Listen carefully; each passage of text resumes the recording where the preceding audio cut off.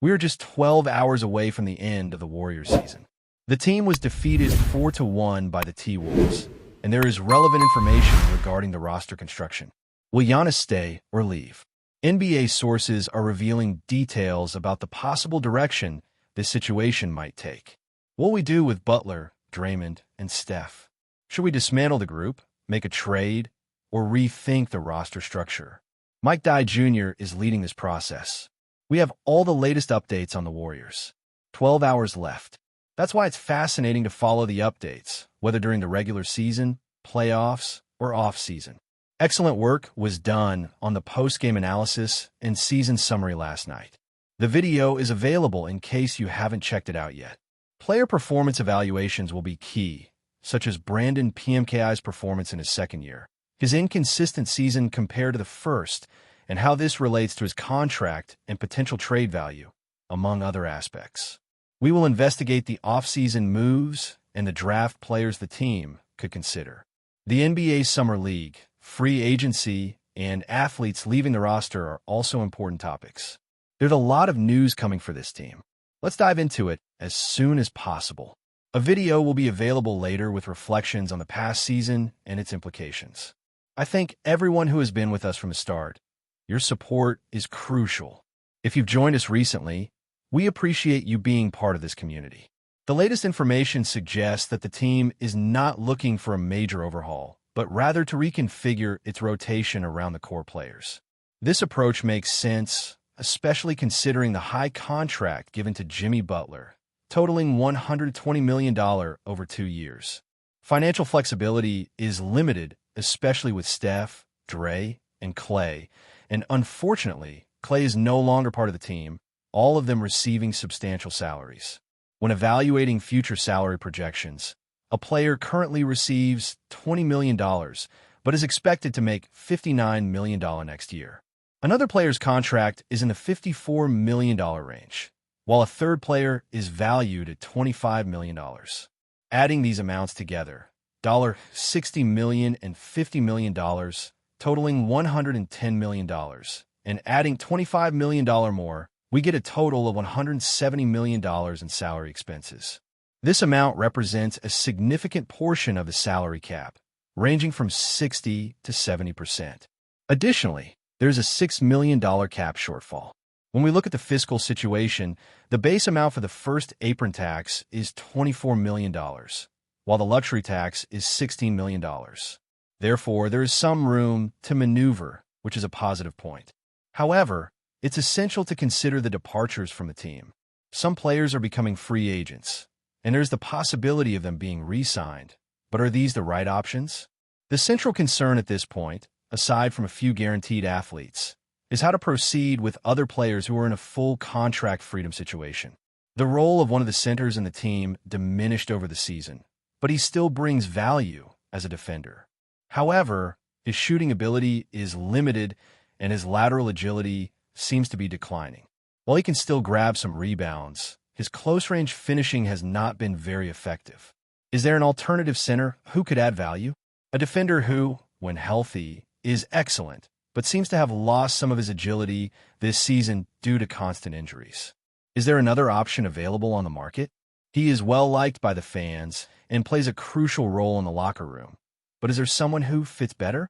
It's observed that he appears slower compared to previous seasons, having faced several health issues that may impact his performance. Is there another player available? While he is beloved by the fans and an excellent locker room ally, which is crucial, is there another option? It's essential to evaluate other players who still have active contracts. Looking at one of them, it appears he still has 2 years on his deal, as per projections.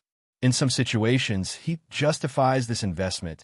In others, not so much, especially during key games in the season. Other players are still on rookie contracts. There's also an expectation that a young talent will regain prominence. He is a restricted free agent, and renewing his contract will not be easy if someone makes a generous offer, which would strain the team's budget and hinder the construction of a competitive roster, a need that has already been identified. We need to increase bench production, and this player could contribute, but he doesn't fit the current lineup. This situation leads us to consider other big names. There is no early indication that the team is interested in bringing him in, as they're preparing for the next season with an internal reconfiguration plan around some stars. This makes sense because if there is interest, it will require giving up future picks, which could be risky, especially considering the possibility of a decline in the near future. Are there enough young assets to facilitate trades? A deal involving a young player whose future is secure and is part of the trade might be viable. The question is it worth committing the future for a big name? Would the team accept other players in a trade? The salary structure could become a challenge, as we would have several players with high salaries, limiting team depth, and we already know what happens if one of the main players gets injured, leading to negative consequences. So, we would have 4 players all earning around $25 million, but with 4 players earning between $40 million and $50 million, plus 3 others. This results in a lack of depth, and we've seen what happens when a key player gets injured, leading the team to lose 4 consecutive games to an opponent. So, would this be a sensible strategy? Not at all. And this is not the approach they're looking to take. Therefore, they opted for another player. If the injury hadn't occurred, the series against the opposing team would certainly have had a different outcome, as there was a real possibility of reaching the finals. Currently, the matchups against Oklahoma City and Denver present significant challenges. No one knows what might happen, but it reminds me of 2022 when a player was sidelined for a while, and we managed to overcome them. It felt like everything was falling into place. This could have happened again. So, if there isn't a significant change, how can we restructure this roster?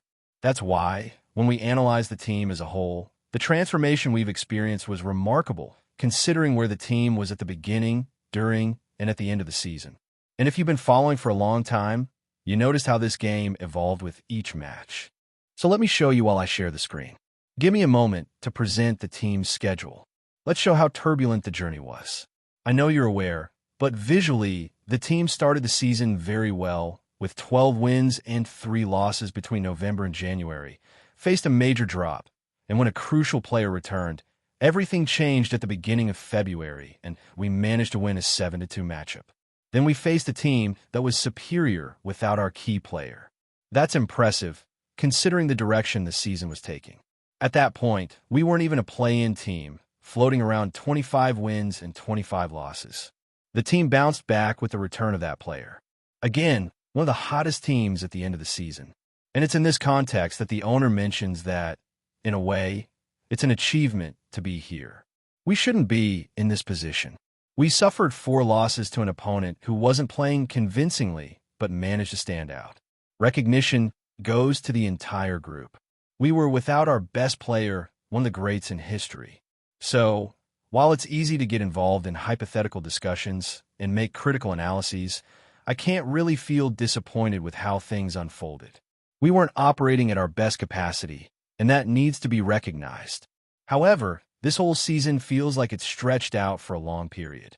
The next phase of the offseason may seem like an eternity. There will be speculations about player movements and debates about the future of a young athlete. Will there be trades? Draft picks will be at stake? Whatever happens, we'll keep you updated. However, we weren't expected to reach this point, considering our position mid-season. From the start, we had 12 wins and 3 losses, occupying the top spot in the Western Conference. But after that, we faced difficulties before getting back on track. The team reached 23 wins and 7 losses with the arrival of a new player who recently signed a $120 million contract extension. The main player is secured, a teammate is safe, and a new player is showing commitment to the team, which is evident in his determination to play despite injuries. Undoubtedly, he is willing to compete and secure his first win in the finals. However, the challenge lies in restructuring this group around the key players. We've observed many isolated plays. The team needs more accurate shooting. Some athletes have struggled with consistency, just like others. The search for a reliable shooter is crucial. Moreover, there is a need for more height in the forward positions. Look at how a player defended the new player. The team needs more wingspan or a player with similar characteristics. Additionally, a stronger defensive presence in the paint is required, as well as a player who can match up against the top competitors. Therefore, the team's off-season promises to be exciting as they look for a new configuration around the core trio.